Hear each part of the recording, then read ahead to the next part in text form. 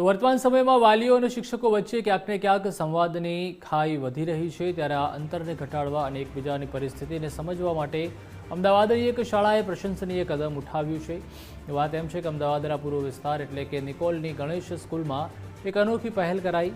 સામાન્ય રીતે 5મી સપ્ટેમ્બરે વિદ્યાર્થીઓ શિક્ષક બનતા હોય છે, પરંતુ અહીં વિદ્યાર્થીઓના માતા પિતા પોતે શિક્ષક બન્યા હતા। આ પ્રયોગમાં કુલ 80 વાલીઓ શિક્ષક તરીકેની કામગીરીમાં જોડાયા હતા। શાળા દ્વારા વિદ્યાર્થીઓને ભણાવ્યા બાદ તેમની સાથેના સમયગાળા દરમિયાન થયેલ અનુભવો પણ જાણ્યા હતા।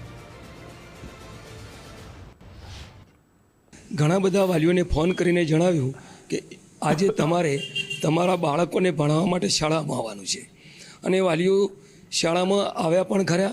76 જેટલા વાલીઓએ આ નવીનતમ પ્રયોગમાં ભાગ લીધો અને એમની સહયોગિતાથી એમના જુદા જુદા વિચારોથી એમને પોતાના બાળકોને શાળામાં અભ્યાસ કરાવ્યો।